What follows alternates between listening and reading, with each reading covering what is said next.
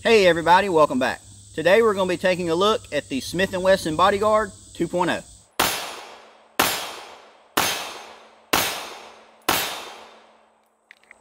Now if you find the information helpful in this video or you've watched any of my other videos, I would appreciate it if you would hit that subscribe button, maybe drop a comment or a like. It does go to help me out. Now if you're unfamiliar with the Bodyguard series of pistols, this is the second generation. The original Bodyguard from back in the day, I had a couple of those personally, and honestly that pistol wasn't that great.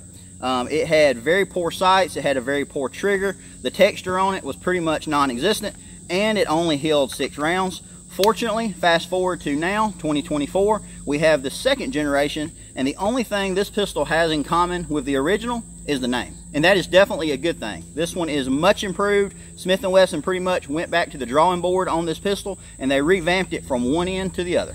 So this pistol does fall into a fairly niche category. Most people would consider this a micro pistol or even a pocket pistol, and I would tend to agree with that. Now I do want to give a little bit of a disclaimer here. I am personally not a fan of this particular category of pistols, the pocket or micro or maybe even mouse guns. I tend to lean more toward mid or even full-size pistols as far as my everyday carry. Now in years past, I did go down the rabbit hole of chasing smaller and smaller pistols, trying to gain more and more concealability.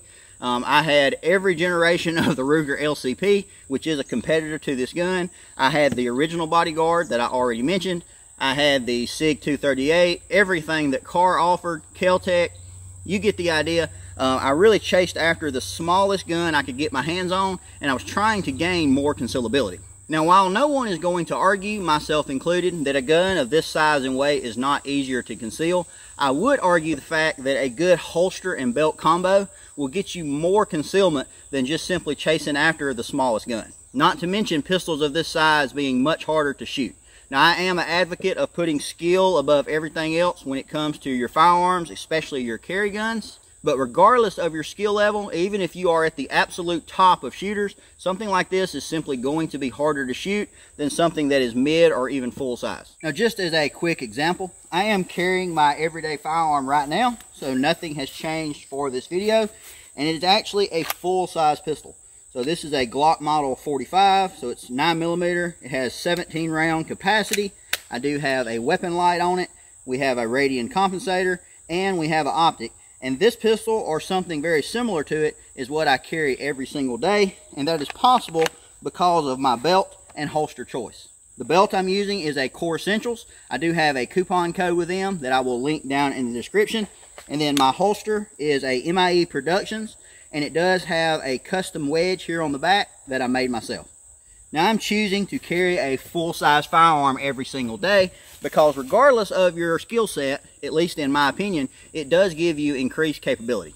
And when it comes to a carry gun, I want every advantage that I possibly can have. If the worst day ever comes that I have to use this to defend myself, my family, or maybe even a complete stranger, I want that fight to be completely unfair and every advantage I can get. Now, believe it or not, I do have a lot of good things to actually say about this pistol. I just wanted to kind of throw that little bit of disclaimer in there. It's probably just my personal bias, but either way, there it is. So with all that out of the way, let's take a closer look at this pistol. Now, in the box, this pistol comes with exactly what you would expect. You have some owner's manual, you have some paperwork, you have the pistol itself with a 10-round flush fit mag that you see here, and it does also include a 12-round, which is slightly extended.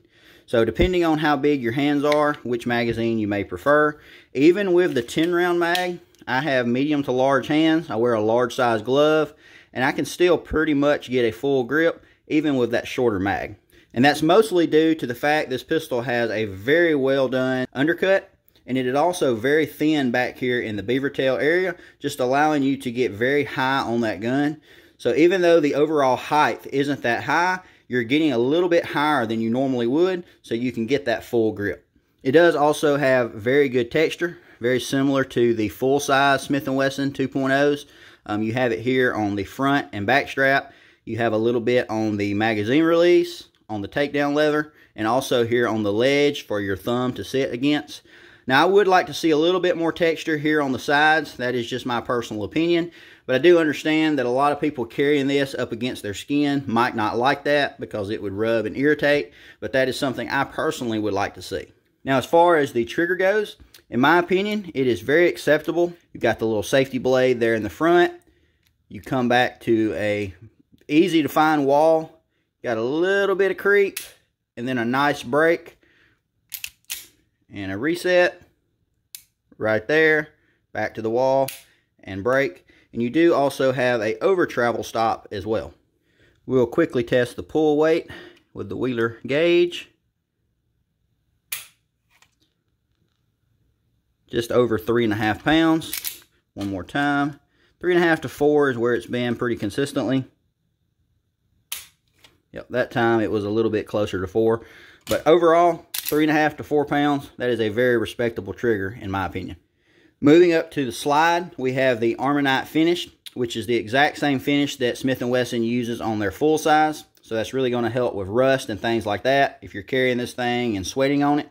It also has some very nice serrations on the front and rear.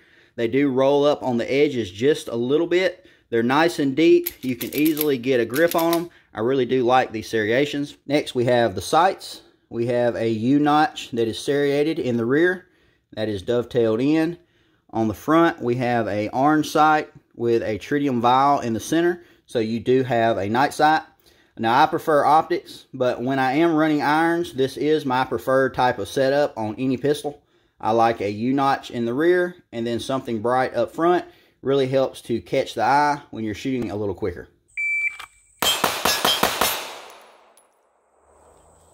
Just a quick comparison so you can really get an idea how small this thing is. Here it is next to a Ruger LCP. So this is the custom model, which would be the Generation 2. It's just a little longer, but it's also just a little thinner. Slightly longer in the grip, but you can really see how thick that beaver tail is on that LCP. And you can also see how it has absolutely no undercut, especially compared to the Bodyguard. It's a little bigger, but honestly, these guns are about the same size, especially in any kind of a practical sense. Here we have it next to the Glock 43. Now obviously this is a 9mm, but it is substantially smaller than the 43 in every way possible. Then the SIG 365. Once again, just a little bit shorter than the 365, a whole lot thinner. A lot thinner in the back, and almost exactly the same length as the 365. Now the 365 has the pinky extension, but if it didn't have that, they'd be the same height. Now anytime you're dealing with these little stack and a half style magazines, whether it's a 380 or even a 9mm, they always are going to be a little bit more difficult to load. Now these 10 round mags I don't find to be too difficult. I can load them pretty much by hand. But the 12 round mag, I can only get 11 rounds in this magazine with just my fingers. I do have to have the Lula loader to get that 12th round. If you're not familiar with these loaders, I would highly recommend having one, whether you're loading up some of these stiffer small mags like this, or if you're loading up a bunch of mags getting ready for a class or something like that. This thing is definitely handy to have around and pretty much a must-have with these mags. 1, 2, 3, 4, 5, 6, 7, 8, 9, 10, 11, and then that 12th round. Takes a lot of pressure, but it does fit. So we're here at about 40 yards, so we are way out of the range of what this pistol would normally be expected to do. I have a full-size C-Zone steel target. Going to see if I can go 5 for 5.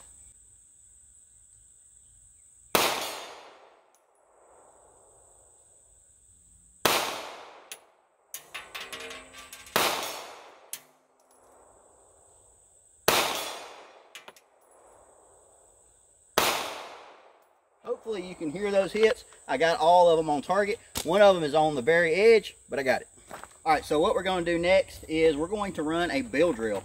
So I bet if you're watching videos on this pistol, this is probably the only video you'll find of someone actually running a drill under time pressure. And the reason that is, it's really hard to shoot this pistol fast and still keep them on target.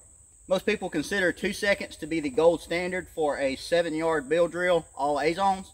Now we are here at 10 yards. But I'm shooting at a reduced C-Zone steel plate so you can hear the hits. So it is slightly bigger than an A-Zone, but we are at 10 yards.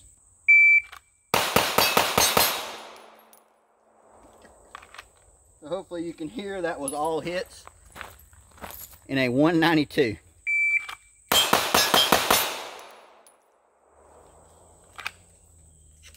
was a 185, but I had one that just barely nicked the steel, but the other 5 were pretty good. Now those were all good hits in a 188. So although I am by no means the best shooter out there, having a little bit of skill set does carry over to this small pistol. Although I will admit it is way harder to shoot at that speed and still guarantee those hits. All right, now we're going to do a few draws and just do some headshots. I've got some 8-inch plates down there, so I'm just going to draw and do one shot. Normally I should be able to keep that under a second every single time. We'll see how we do with the mouse gun. Hopefully you can hear that was a hit in a 9.2.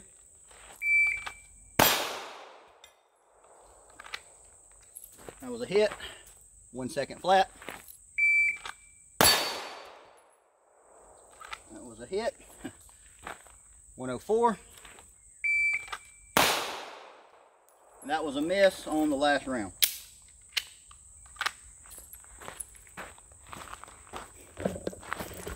And just so you know, I'm not pulling your leg.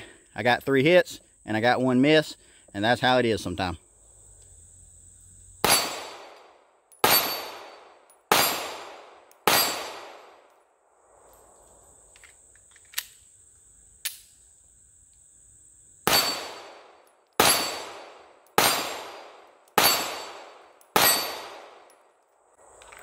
Now I am shooting at an 8-inch plate. It's about 10 yards away.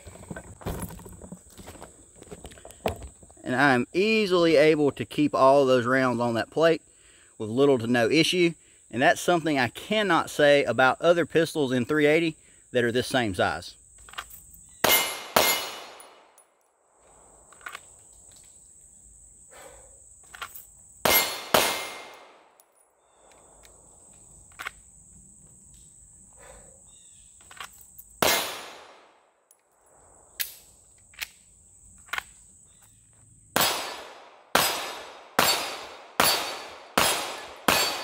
So all things considered, I think this pistol completely outclasses everything else that is in this category of micro or even pocket pistols.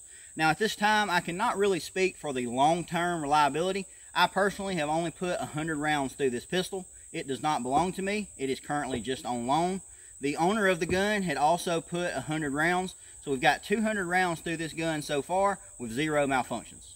Now the only ammo that I've shot in the pistol is just your normal ball ammo. So I haven't tried any hollow points or anything like that. So that'll have to be for another day. Now you may have noticed in some of the shooting footage that I was not getting slide lock every single time. And that's to be expected.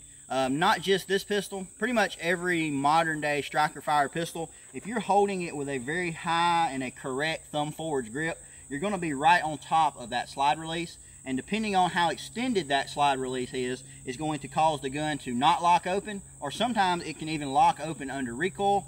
I didn't have that happen, but I did only get slide lock about 50% of the time. That's not something I'm personally worried about because it happens on pretty much every pistol out there, and the smaller they are, the more likely it is to happen. But if I did make a conscious effort to stay off of that slide release or possibly fire the gun one-handed, it locked open every single time. So that's not really an issue with the gun. That's just partly my grip and how small the gun is. If you have already committed yourself to the micro 380 pocket pistol category and you know that is the type of firearm that you need, do not pass go, do not collect $200, buy this pistol. Don't buy the Ruger, don't buy the Kel-Tec. It's rare that I say that about something, but in the micro 380 class pistol that is, you know, way less than 1 inch thick, less than 4 inches tall, this pistol just dominates in my opinion. I've had pretty much every 380 that's on the market and none of them shoot as well as this while still being the same size. So that's not something I normally say about any gun. I don't give it that much of an endorsement, but this pistol really is that great and I would highly recommend it. So that about wraps it up for today's video. I hope you enjoyed it and found the information helpful. If you would like to contact me directly, there's several ways you can do that. My email is down in the description of this video. You can also get me on Instagram or Facebook. And if you're not following me in those places, I would appreciate that as well. As always, thanks for watching. See y'all next time.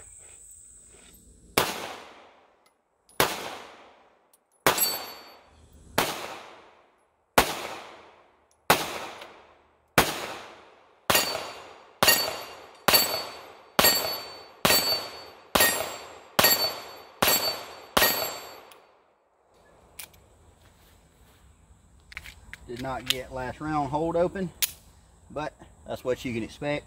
I'm gripping the gun really, really high, which is a good thing, helps control and recoil, but there's no avoiding that I will get into that slide release.